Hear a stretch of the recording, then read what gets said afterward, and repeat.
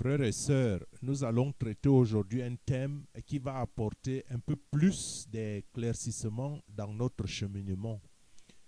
Et j'ai intitulé ce thème Peut-on passer à côté de sa destinée?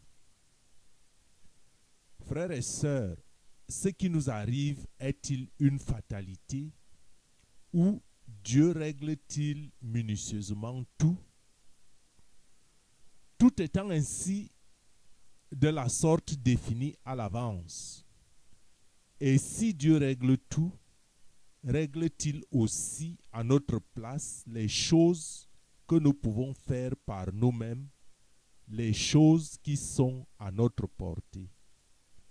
Ou alors penseriez-vous que nous sommes délaissés à nous-mêmes, vu parfois le poids des épreuves qui nous accablent? Ou bien existe-t-il des forces qui influencent pas seulement notre état d'être, mais aussi les efforts de nos entreprises, voire notre activité tout entière? Sommes-nous doués d'une conscience entièrement libre qui nous permettrait de tout faire indépendamment de toute influence?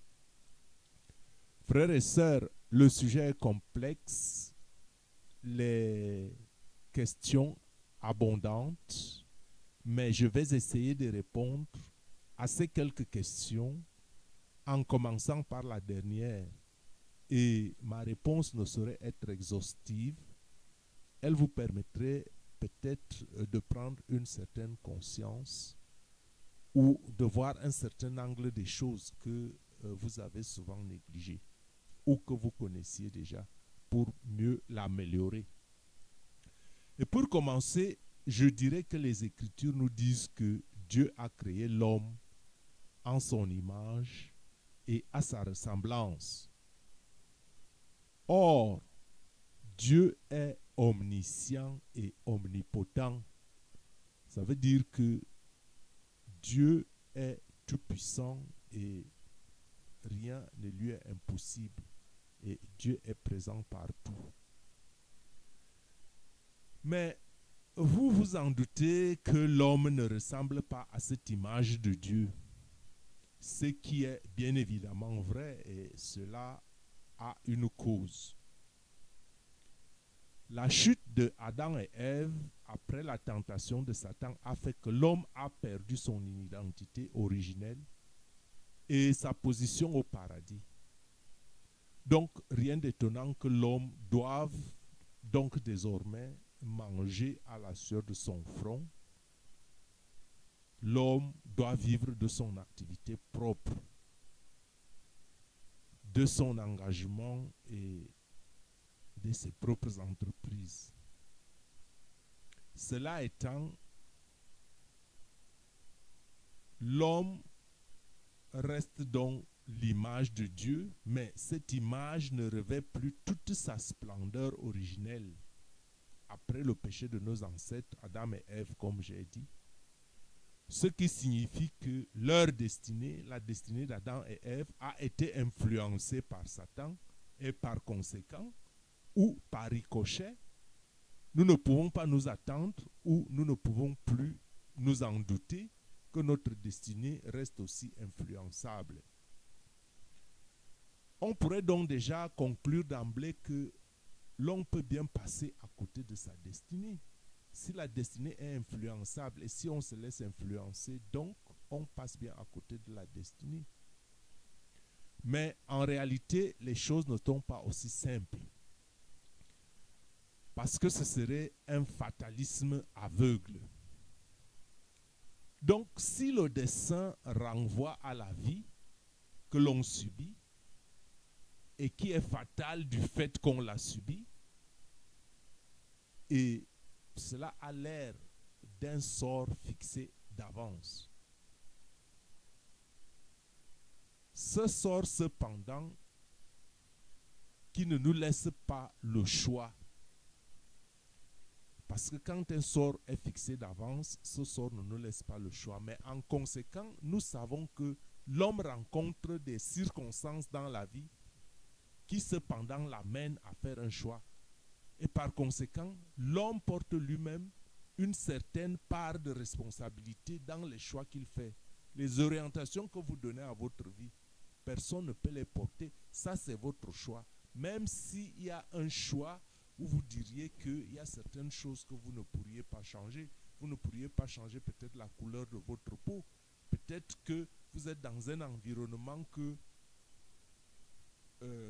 où une couleur de peau est favorisée, une autre couleur de peau, ne me comprenez pas mal, une autre couleur de peau défavorisée. Ou bien vous venez dans un certain environnement où les gens ont une certaine façon de penser, une certaine façon de vivre, ont certaines pratiques auxquelles vous ne pouvez pas vous en sortir parce que cela a conditionné votre enfance et cela conditionne même votre être, ce que vous êtes.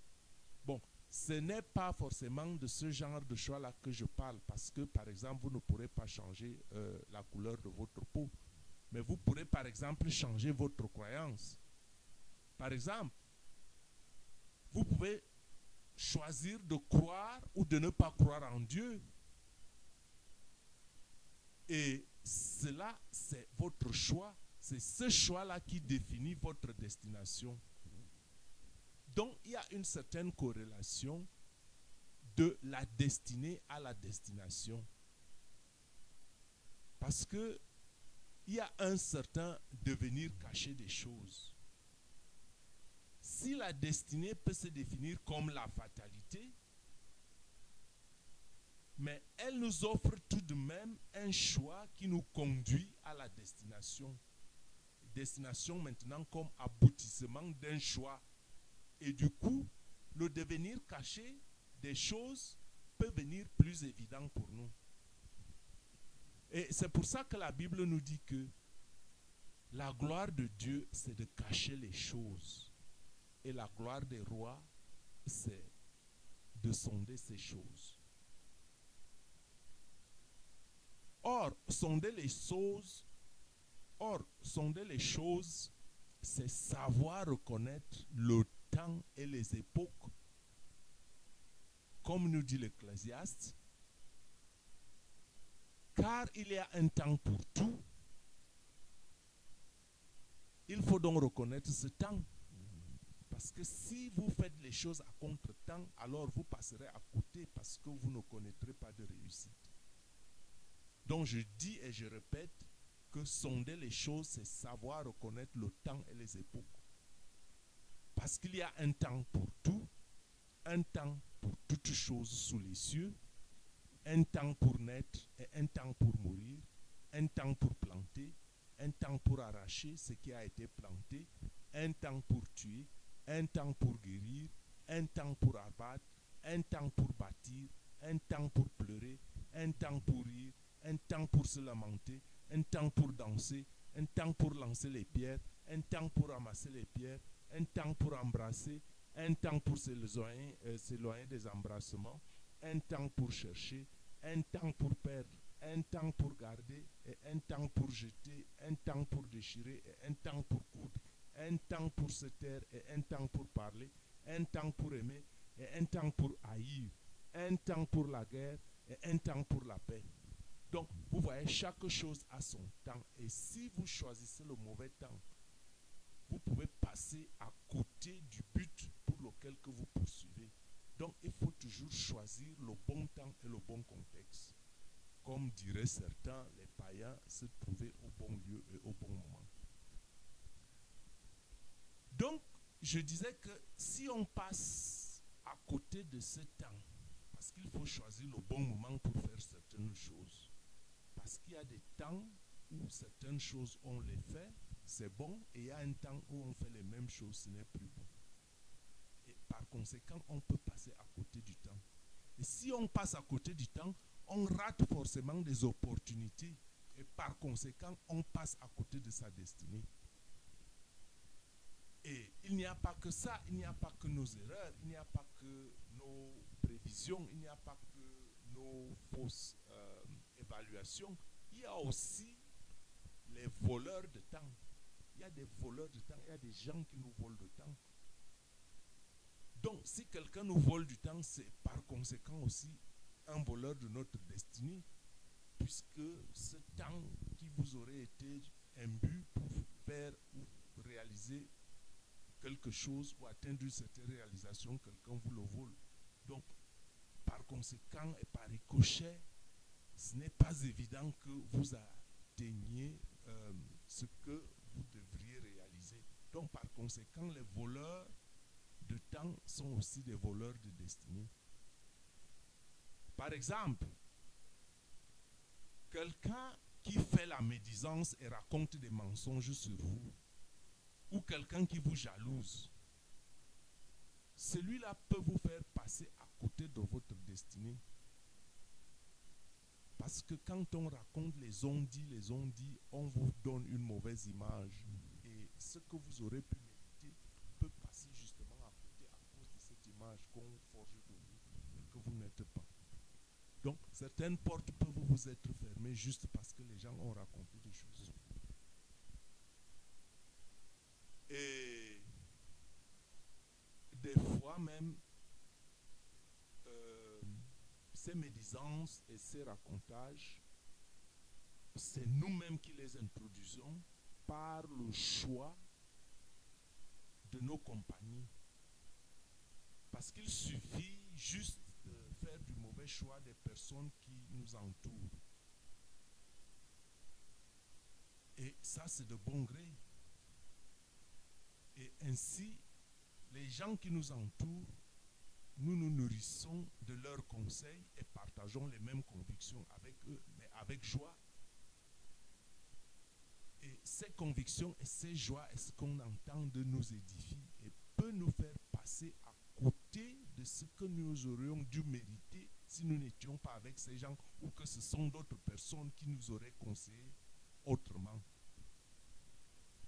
Et il n'y a pas que nos choix, il y a aussi une catégorie de personnes qui nous entourent, mais qui ne sont pas forcément désirées de nous, comme par exemple les sorciers, les envoûteurs, ainsi qu'autres enchanteurs, ayant fait des pactes avec le diable, qui peuvent nous vouloir du mal, ou vous vouloir du mal, comme vous voyez.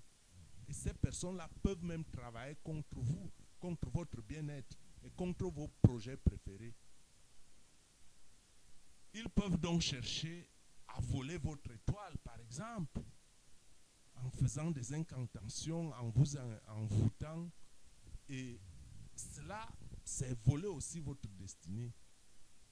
Ce sont des choses réelles qui s'opèrent dans le monde de l'esprit. Peut-être des choses des fois qu'on ne peut pas voir directement, mais c'est des choses réelles qui s'opèrent dans le monde de l'esprit, dans le monde des ténèbres. Et c'est pour cela que tout fils de lumière doit aussi s'arborer des armes de Dieu, des armes spirituelles pour se défendre, pour défendre sa destinée. Et voilà pourquoi Dieu dit, vois, je mets aujourd'hui devant toi la bénédiction et la malédiction. La bénédiction, si tu obéis au commandement de l'Éternel, ton Dieu, que je te prescris en ce jour, et la malédiction, si tu n'obéis pas au commandement de l'Éternel, ton Dieu, et si tu te détournes de la voie que l'Éternel, ton Dieu, te prescrit en ce jour, pour aller auprès d'autres dieux que vous ne connaissez point. Et donc, frères et sœurs, pour ne pas aller en long en détail, le titre de la vidéo, on pourrait le développer largement, mais j'ai voulu faire juste une petite approche. J'ai voulu faire par cette petite démonstration, vous montrer que vous pouvez passer à côté de votre destinée. Vous ne pouvez passer à côté de votre destinée à cause d'abord de votre comportement. Je prends par exemple l'orgueil. Si vous êtes un homme trop orgueilleux, vous voyez que vous pouvez par votre orgueil repousser des gens, repousser des personnes qui auraient pu entrer dans votre vie, vous aider, vous donner un conseil. Or, quand vous repoussez ces personnes, c'est que votre orgueil vous limite parce que le patrimoine d'un homme, c'est d'abord les contacts. Quand vous avez les contacts apportent les idées. Et les idées, on les travaille. Et cela peut produire du fruit bénéfique pour vous et pour tout le reste. Donc vous voyez que passer à côté de la destinée, c'est quelque chose de tellement subtil et qu'on peut développer de long en large. Mais j'ai voulu faire juste une courte vidéo pour vous montrer qu'effectivement, on peut passer à côté de sa destinée parce qu'il y a des choses influençables. Il est certes vrai, il y a des choses que l'homme ne peut pas changer. Il y a des choses qui nous sont cachées, qu'il faut peut-être chercher, mais il faut encore chercher au bon endroit, au bon moment, et trouver les moyens de le chercher, soit qu'on le cherche par toi-même, soit qu'on s'appuie sur Dieu, soit qu'on s'appuie sur d'autres forces, et c'est cela qui détermine, donc en réalité, finalement, le chemin que nous prenons qui aboutirait donc à notre destination. Vous voyez, c'est un peu complexe, c'est un peu subtil, mais je pense qu'avec des mots simples, je me fais comprendre. Je dis donc que voilà pourquoi Dieu a donc tracé le chemin que par sa parole, tu es libre. Je t'ai créé comme un être libre, même si il y a la chute d'Adam et Ève qui nous ramène à une certaine échelle, qui n'est pas forcément l'image originelle de Dieu. Dieu donne quand même la perspective, il tend la perche par Jésus-Christ pour nous racheter. Et c'est pour ça qu'il dit, je te donne le libre arbitre, tu m'acceptes comme Dieu, tu iras bien pour toi, tu ne m'acceptes pas et tout ira mal. Bon, bien maintenant, beaucoup de chrétiens se demandent, je prie Dieu, mais tout ne marche pas comme je veux. Ça, c'est un autre problème, c'est un autre sujet, parce que la volonté de Dieu, il faut déjà savoir quelle est la mission de Dieu. Est-ce que tu fais entièrement la volonté de Dieu? Est-ce que, pourquoi telle chose ne marche pas et pourquoi telle chose marche? Ou bien pourquoi telle chose marche pour un certain et telle chose ne marche pas pour moi? Ça, c'est des détails. Mais une chose est vraie, c'est que quand on suit la volonté de Dieu,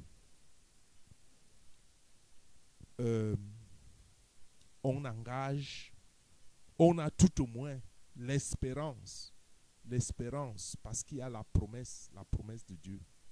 Donc j'arrive plus ou moins à la conclusion que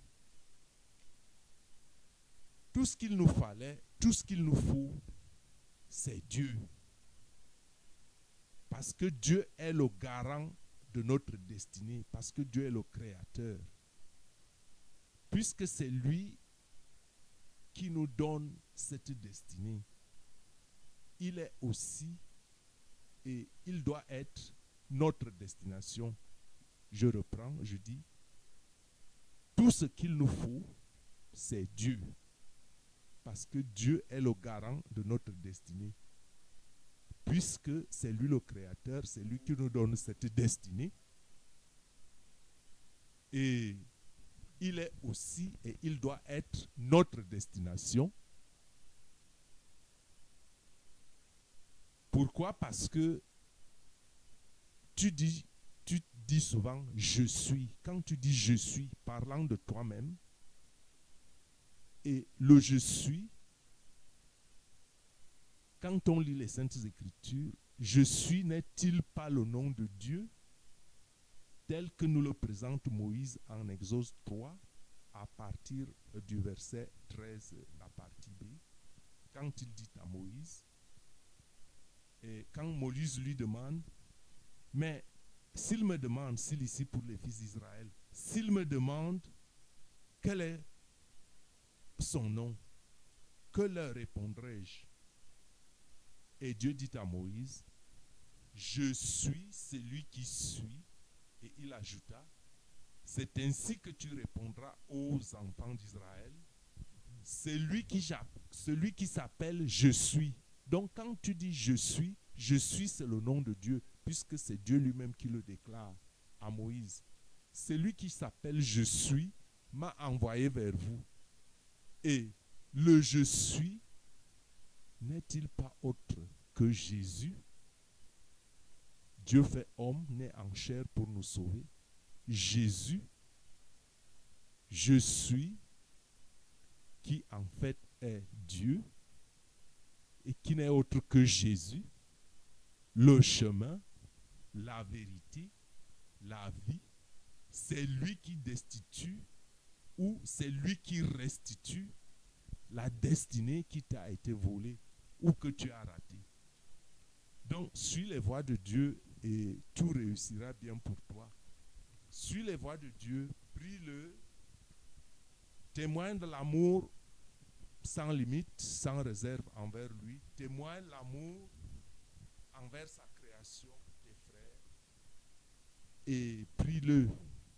Et si la promesse ou bien ta prière tarde à se réaliser, persévère, prends patience parce que Dieu ne manque jamais.